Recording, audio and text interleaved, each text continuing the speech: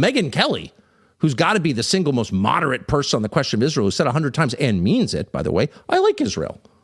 I'm not against Israel, but maybe it's not a great idea to get sucked into one of their wars. We've done that. Let's not do it again. Nazi! Immediately called her an anti-Semite and won't stop. Meanwhile, the actual anti-Semites, and there certainly are some online, never get criticized by Bibi or anyone else in his orbit. That's kind of interesting, isn't it? I wonder why that is. When you have actual anti-Semites, doing videos making fun of Auschwitz, but they get a pass? Maybe things are not quite as they seem. But normal people who harbor no hate toward anyone or try not to are immediately slandered in a way that makes it, in some cases, hard for them to have jobs if they deviate even a little bit. So what's the effect of this? Not that it's up to me to tell Israel how to run its propaganda campaigns, but the effect, just noticing, is that it turns allies into enemies. You can agree on 98% of things, but if you think maybe it was a bad idea to bomb Doha, Qatar, the site of the largest military base in the Middle East, which exists to protect Israel, if you think it was a bad idea for the Israeli government to bomb Doha, then you're a Nazi? Who killed Charlie Kirk? I've really tried not to publicly speculate or say anything that I can't prove. And you shouldn't. That's smart. I love Charlie, and I talked to his wife this morning. I love his wife, Erica, and I don't want to make it worse. Here's all I'll say. If the FBI and the authorities in Utah end this investigation by declaring Tyler Robinson a lone gunman with no accomplices whatsoever, without having done, a truly exhaustive investigation, that will not be adequate. I want to trust the FBI. There's no reason to trust the FBI at all. They've been caught acting in bad faith and conducting what I consider crimes so many times, lying so many times, that I think it's, at this point, especially since my friend who was assassinated, I think it's fair to demand a real investigation with a lot of transparency. And if they say, well, we can't say that because we don't want to prejudice the jury or, it's going to affect the prosecution, that's not a good answer. If it turns out the FBI is not doing an adequate investigation, people should go bonkers. They should go bonkers and absolutely demand it, because this is too much. Normal people with normal jobs no longer believe they can win in this system, and that all the money is going to the worst people. And no one even stops to ask what the hell is going on. What I'm saying is that our leadership class should say something about it and should assign a moral value to it. And if you're getting rich by loaning money to people at incredibly high interest rates, that's something you're going to have to talk to God about. That is not good. That is not virtuous. That's disgusting. And the fact that nobody feels free to say that, nobody feels like you can just say 30% on a credit card? Why is anybody paying a credit card bill? Because they always say, if the very rich, if you borrow enough from a bank, you're kind of in charge of the bank because they need you to pay them back. So they're totally happy to negotiate terms with you. But if you borrow a little bit from the bank, they'll just take your house away. So what if people got together and just decided, wait a second, 30% interest is a lot, especially since they're pushing credit cards on kids like crack. And I know that conservatives are always like, well, it's your fault if you don't pay back the credit card. Yeah, okay, it's my fault, but maybe it's a little bit their fault too. They're pushing this crap on kids. So I say to this guy, maybe just people get together, not like everybody, but just a couple million people are not going to pay our credit cards, and just bring the bank to its knees, and the CEO weeps on television, they readjust it down a little bit. And he goes, no, that's radical. That's too radical. And I'm like, I don't think I'm very radical. I think I'm very moderate, super moderate. I hate change. My parents got divorced. I hate change. I like things to be exactly the same every day. I'm not radical. What I am is very worried that if we don't do something really soon, we're going to wind up like New York City, that there's going to be actual radicalism. And that radicalism will take very unhelpful forms. And you're going to see race and ethnic hatred that's real. And that you're going to see people behaving in hard to control ways. I want to look around and see a better country. The Federal Reserve was created in 1913, or the Federal Reserve Act was signed into law by Woodrow Wilson in 1913. And then in 1914, I think is when it actually got up and running. And in 1914 is when the income tax was passed, also signed into law by Woodrow Wilson. And 3 years later is World War I. 3 years later, or American entry into World War I. So it's this is the banking system and the tax system are very interrelated with the warfare state. You need this stuff in order to fight wars. And even just over the last 25 years, we've spent close to $10 trillion on wars. And they didn't tax the American people for that, because they know they couldn't tax us enough to pay. We would put an end to it. If they tried to raise everybody's taxes enough to come up with $10 trillion because we want to go fight regime change wars all over the Middle East, the American people would have been like, no, we're not doing that. But they didn't do that. They kept taxes where they were. I think they even cut some rates during those years, top rates.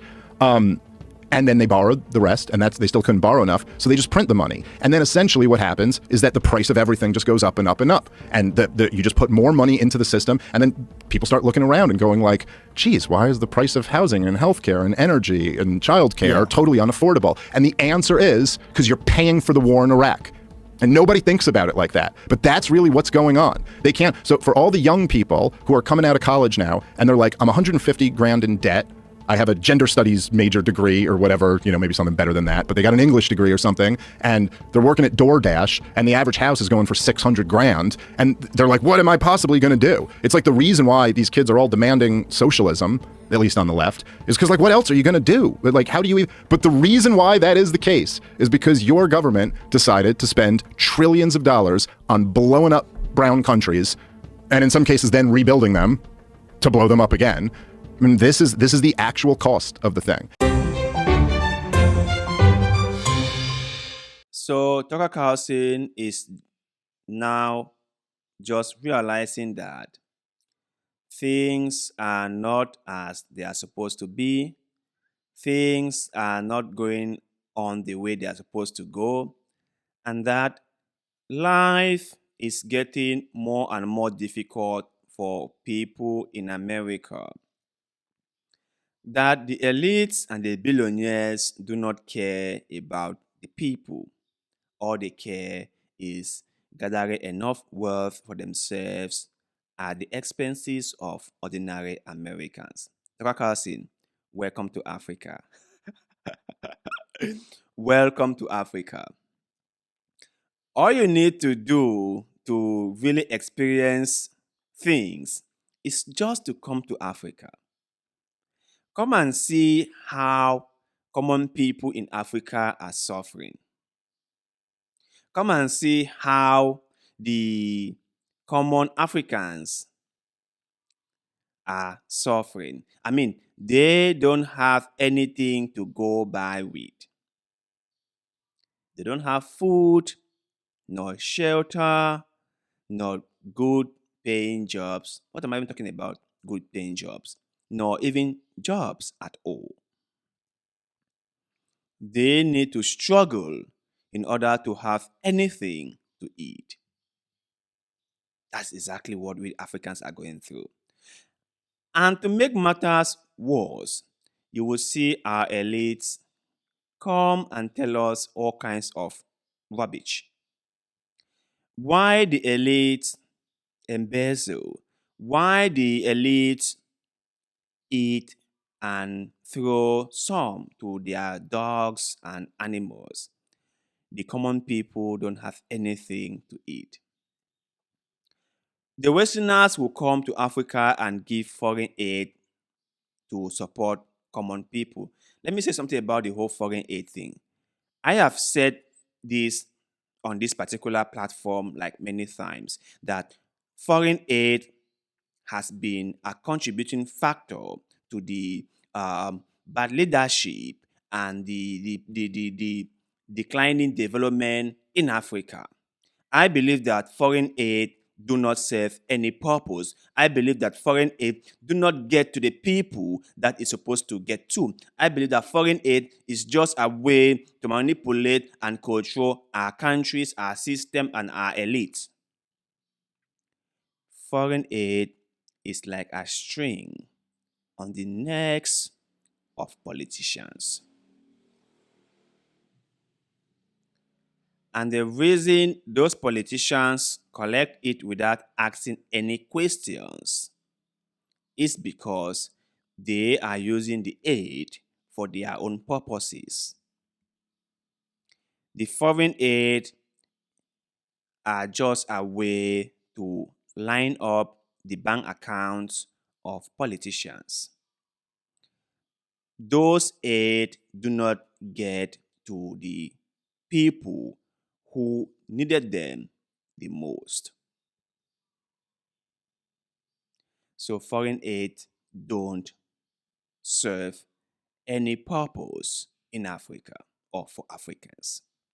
Now, coming back at Carlson, realizing that people in America, especially the younger generation, are being squeezed to the bones.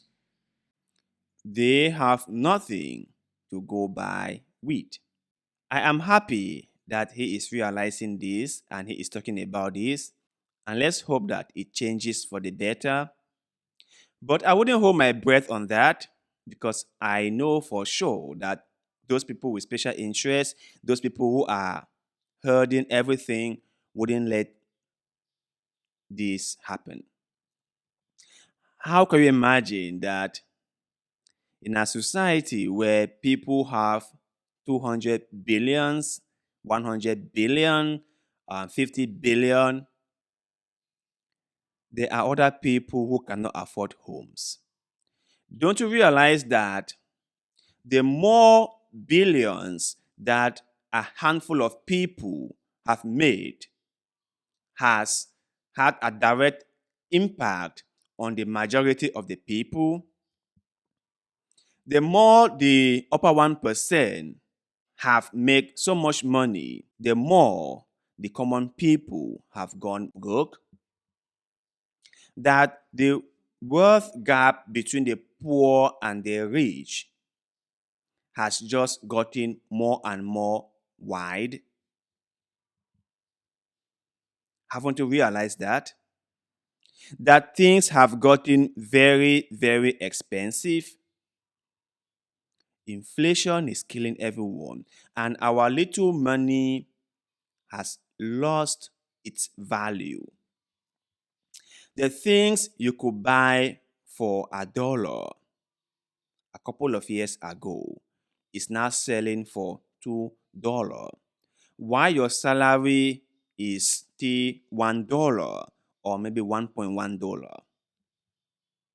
Wage has not matched or meet up with inflation. Have you realized that? So those with the means of production have maximized their wealth, while those who are consumers, those who have no access to the means of production, have lost everything. That is just how it is.